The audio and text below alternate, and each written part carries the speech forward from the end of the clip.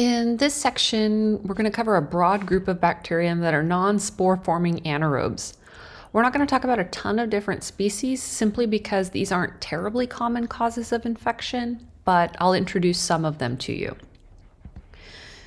There are a number of gram-positive rods that are relatively common. You've probably heard of things like Lactobacillus as a probiotic, but first we're going to start with the Actinomyces.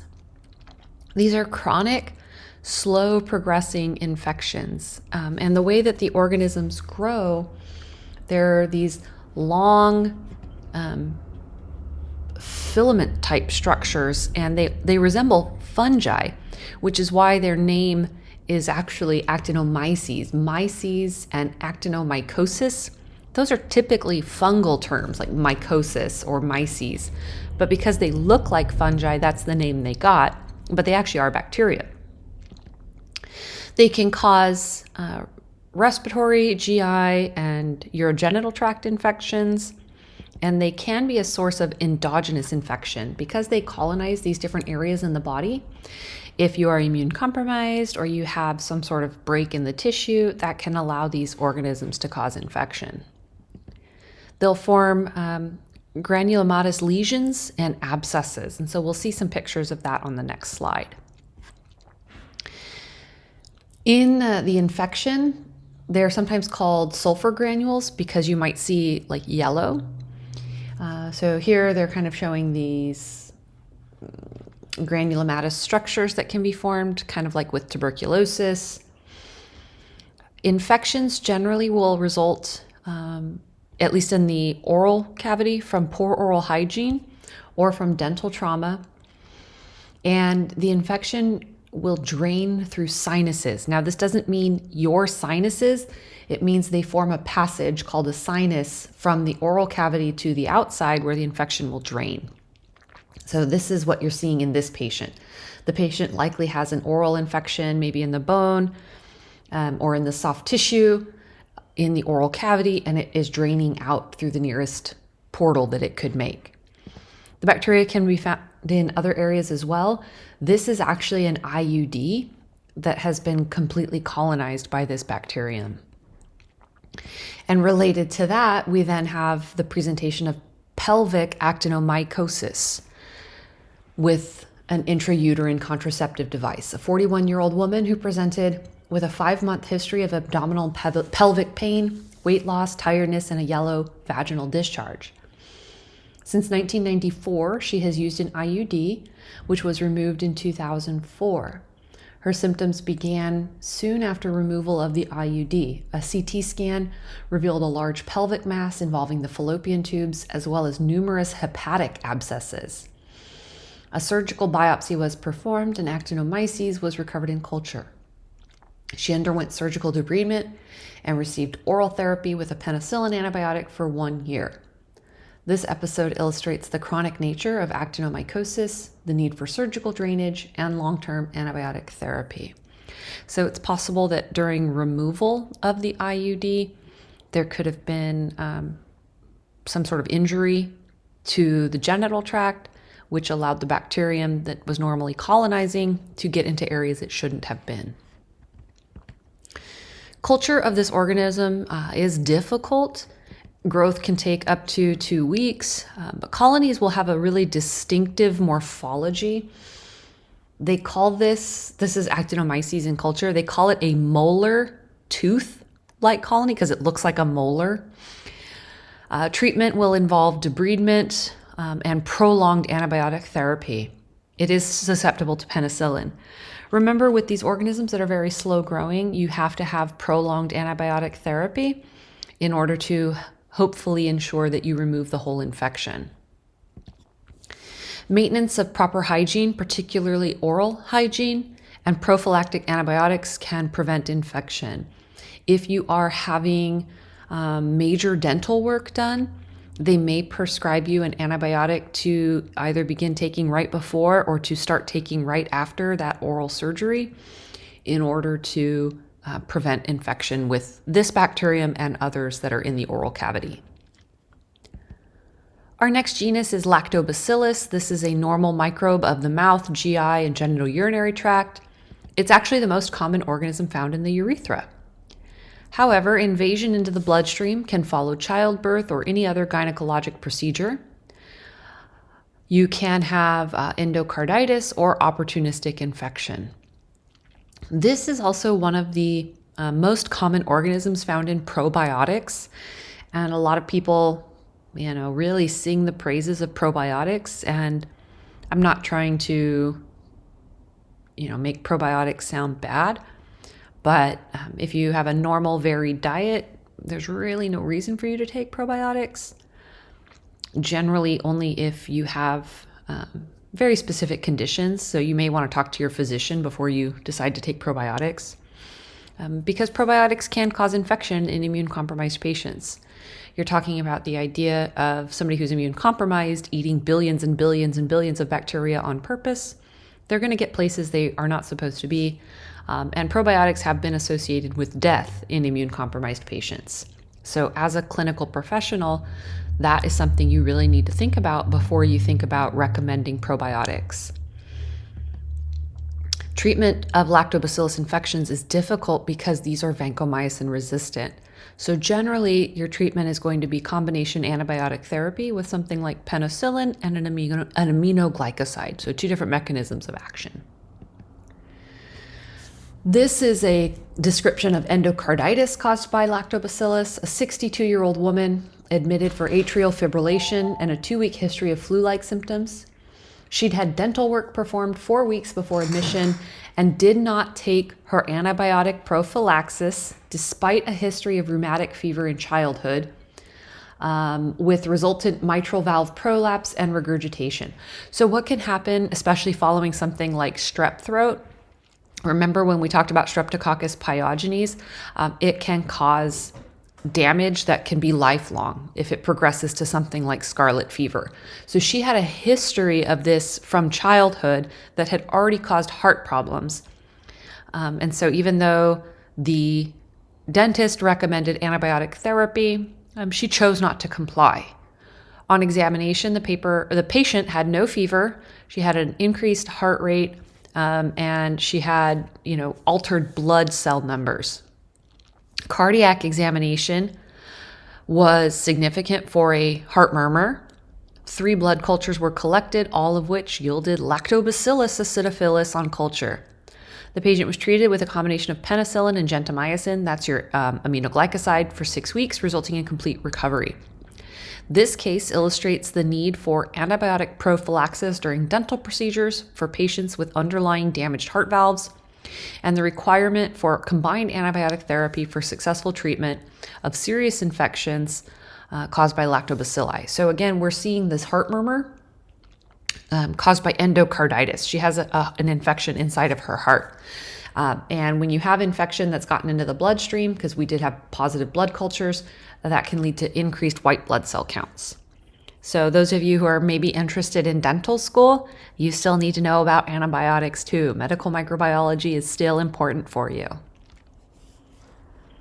Our last gram-positive rod we're going to talk about is the bane of existence for all teenagers, Propionibacterium. This is commonly found on the skin, and P. acnes is responsible for what we call acne vulgaris, which means common acne. So vulgaris in Latin means common. It doesn't mean vulgar. And opportunistic infections in patients with implanted devices. Generally, what happens with the formation of acne or a pimple, you have your hair follicles and your sebaceous glands beneath the skin. You get accumulation of sebum. This can just be due to hormonal changes usually, and that can allow the proliferation of the bacterium and infiltration of white blood cells, so you'll have some mild inflammation. As the bacterium continue to replicate, you eventually will get rupture and important inflammation, and you'll start to see like that kind of swelling and the whitehead form. Now, this bacteria, though, can also cause far more serious infections than acne, though acne can be very serious in patients who develop like cystic acne. It can be very, very painful and can cause lifelong scarring. So, a single pimple now and then is not that big of a deal, but for patients who have very severe acne, seeing a dermatologist, getting antibiotics, and other therapies can be very important. The previous genus of this bacterium was Cutibacterium, which I think is, again, it causes acne and you're calling it Cutibacterium. I'm like, who came up with this? Kind of ironic, but that's why it has both listed here. So we're talking about P. acnes. The patient illustrates the problems with this organism. 38-year-old woman with congenital hydrocephalus, so water in the brain, water in the head. 1 week history of decreased levels of consciousness, earaches, and vomiting. She had undergone numerous shunt placements in the past. So when a patient has hydrocephalus, they build up fluid in the brain. That can be fatal because it causes too much pressure on the brain. So really the best therapy for that is you place a shunt that allows the fluid to drain. So of course she's had shunts. The last one was placed 5 years before. The patient had no fever and no meningeal signs, so she didn't have meningitis, but she was basically like passed out is kind of what this is saying, and she would only be woken up by very, very deep stimulation. CSF from the shunt contained no erythrocytes, but did have high levels of white blood cells, protein levels were high, and glucose was low. Pleomorphic gram-positive rods were observed on gram stain, and P. acnes grew in the anaerobic culture of the cerebrospinal fluid. After a week of penicillin therapy, the CSF was still positive by gram stain and culture. The patient was taken to surgery.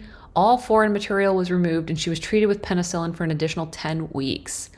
This patient illustrates the chronic, relatively asymptomatic nature of the disease, the need to remove the shunt and other foreign bodies, and the need to treat for a prolonged period of time.